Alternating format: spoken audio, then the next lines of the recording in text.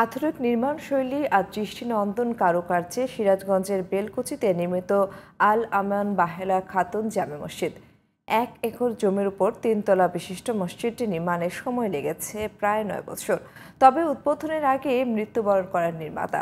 সিরাজগঞ্জ প্রতিনিধি আমিনুল ইসলামের রিপোর্ট, জানাচ্ছেন সিরাজ মনিরা। দেখলেই মনে হয় এ যেন সৃষ্টির সঙ্গে স্রষ্টার অপূর্ব এক মেলবন্ধন। 2012 সালে ব্যক্তিগত অর্থায়নে সিরাজগঞ্জের বেলকুচি উপজেলায় এই দৃষ্টিনন্দন আল আমান বাহেলা খাতুন জামে মসজিদ গড়ে তোলেন ব্যবসায়ী মরহুম মোহাম্মদ আলী সরকার। বেলকুচি পৌর ভবনের পাশে 1 একর জমির ওপর তার ছেলে আল আমান ও মা বাহেলা খাতুনের নামে মসজিদ নির্মাণের ভিত্তিপ্রস্তর স্থাপন করেন তিনি। নিজ অর্থায়নে নয়নাভিরাম এ মসজিদটি নির্মাণে ব্যয় করেন 30 কোটি টাকার বেশি। তবে উদ্বোধনের আগে মৃত্যুবরণ করেন এই মসজিদ নির্মাতা।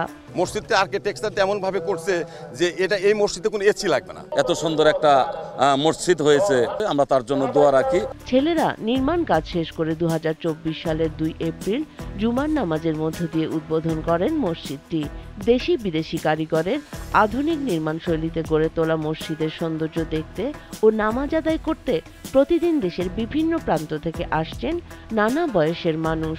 এখানে নামাজ পড়তে আসলে মনের দিক দিয়ে খুব ভালো লাগে। এখানে সবাই খুব স্বাচ্ছন্দ্যভাবে নামাজ পড়ে এবং এখানে নামাজ পড়ে খুবই তৃপ্তি পায়। জুমার নামাজটা এখানে যথাযথ আদায় করার চেষ্টা করি। সুনামধন্য আলেম ওলামা এখানে আনে, সেজন্য আমরা এখানে দুর্দান্ত ছুটে মানুষ এখানে আসে। পবিত্র রমজান মাস উপলক্ষে মসজিদে আগত মুসল্লিদের জন্য ইফতার ও সেহরির ব্যবস্থাও করেছে মসজিদ কমিটি। এই পবিত্র রমজান মাসে আমরা এই মসজিদে ভালো মানের ইফতারির ব্যবস্থা করে থাকি। মনের টানে আসে, ধর্মীয় যে টানটা ওটাতেই আসে। আমার মনে হয় যে 64 জেলার কোনো জেলায় বাদ নাই যে আমার এখানে মুসল্লি আসে না। এটি নিছক উপাসনালয় নয়, দেশি বিদেশি পর্যটকদের কাছে এই মসজিদের নির্মাণ শৈলী এতটাই আকর্ষণীয় যে ব্যস্ত সড়কে যাতায়াতকারী যে কেউ প্রথম দেখাতেই থমকে দাঁড়ান। সিরাজুম মুনিরা, জিটিভি নিউজ।